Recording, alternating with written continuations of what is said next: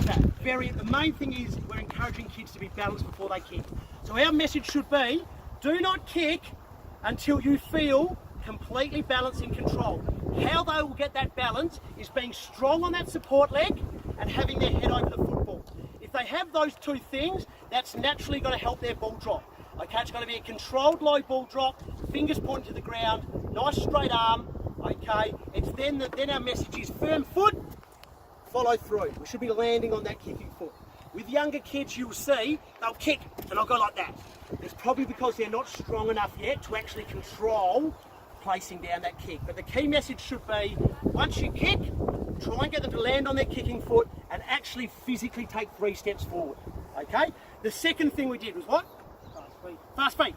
Okay, really important in football. If you're sluggish and heavy on your foot, heavy on your feet, and you can't change direction quickly, you'll struggle to play waffle and AFL if that's what your kids are aspiring to do. You need to train. So this is a good way to train that, but it's also really good game situation. Got to change direction, see it, hit it. So you need to get your technique in order really, really quickly and still see the target and hit the target. Okay, so that's really good. It's related to a game situation. Third thing Ray went through was rolling in front. Yep, rolling it in front. So the key message there, besides the ground ball of staying over it until you've actually got it, don't lift your head too early. Okay, once you get the ball, power away, accelerate away. Very important. Tell them to watch Patrick Dangerfield. Really important. But then, equally as important, take a few little small steps to regain your composure and balance. Okay, then execute the kick. Okay, related to a game as well. Fourth thing we did was back to back.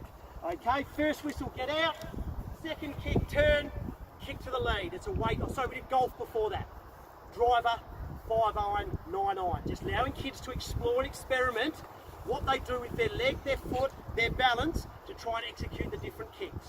Okay, then we did that out, turn, weighted kick to the lead, which we can use as a fitness component as well. It's really good for fitness, whilst also working on kicking to space. It also works on our marking. Extended arms, don't pull up to mark it, don't wait, run through the ball, extend the arms and run through the footy. That's why it's really important to make sure we're able to control and weight that kick to space so our teammates are confident that they can extend and mark it out in front. Okay? If you did that, if you can find 10 minutes to do that at training, that little kicking program, really quick, high volume, high intensity, you as a coach just, keeping the intensity high, that's going to really benefit your kids.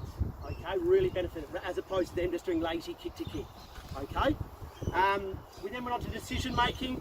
That you've got to lay it. So we did the quick hands together, quick hands. So it's obviously working on them being really quick, really quick, really quick, really quick. Whistle, see it, hit it. It's about making quick decisions, seeing it, hitting off one step. As a coach, they can just call it themselves. If you're off doing other things and there's no whistle to orchestrate that, just get one of the players to go, yep, and then they can kick on the yep, etc. Okay, really good way to introduce decision making. Then we had the 2 stationary 45 options, defender in the middle. Okay, throw the ball, turn, get the defender to commit to start with so we can easily see who's the free player, see it, hit it.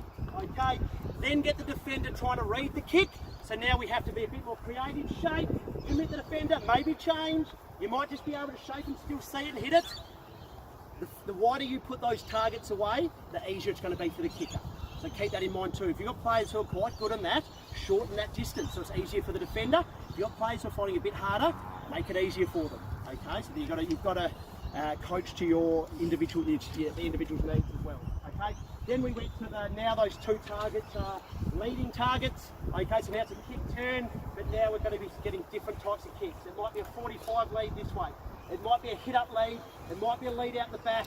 Okay, so it's once again decision making, but it's also now introducing variety of kick, different types of kick, being able to execute different kicks. Okay, then we went to pressure kick. So then we went to the 2v1 and the 3v2.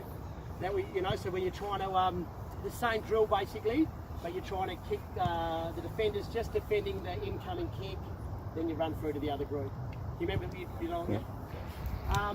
Then we went to the pressure kick, so our triangle with the defender pressing up. So what was the main teaching point out of that drill? We had our triangle and we had the defender in the middle always going to the ball carrier. What was the main teaching point we're looking for there? Yep, that was our second point. That was a good one. Really important one. Really important one. Yeah, it's about being able to make quick decisions, see it, hit it. That's been the common theme, I reckon. Okay, getting the ball, seeing the spare, you've got time, you've got space, see it, hit it. Not hesitating. First option, quick. Yeah, and that's why they've got to be able to execute those kicks.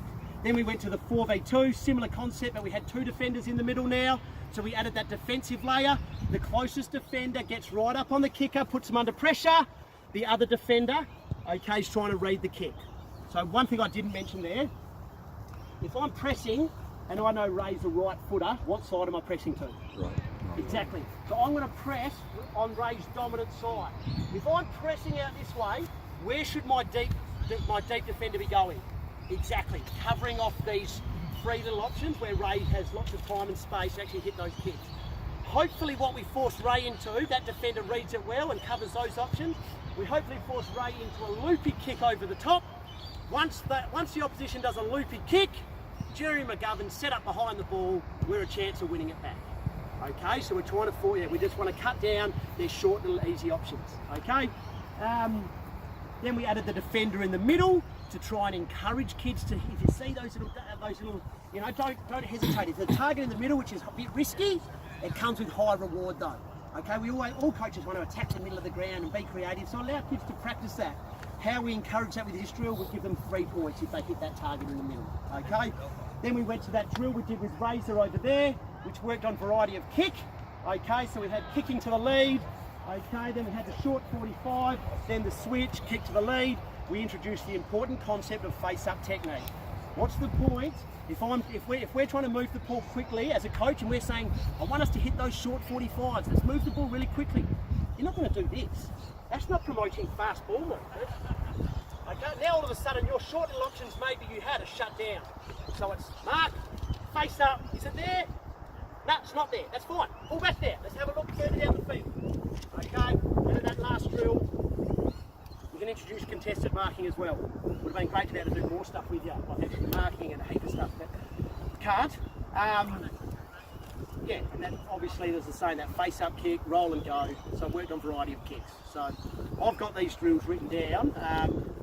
So if you'd like me to share them with you, I will. I'm going to be protective of the rules.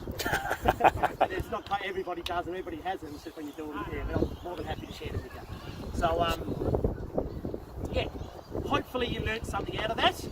And hopefully the hardest thing for you to be, yes, it's important that we're allowing kids and we're encouraging kids to be able to kick and balance off one step. Understand that that's going to come with a lot of turnovers and a lot of kids who cannot execute that and aren't ready to execute that. So some kids, it may be they take those extra steps and that is fine. Okay, but they should have a goal of, yeah, if you want to move the ball quickly, then you've got to be able to 1, 2, see it. Okay, so that's hopefully the main thing that came out of it. A lot of those drills are centered around that. So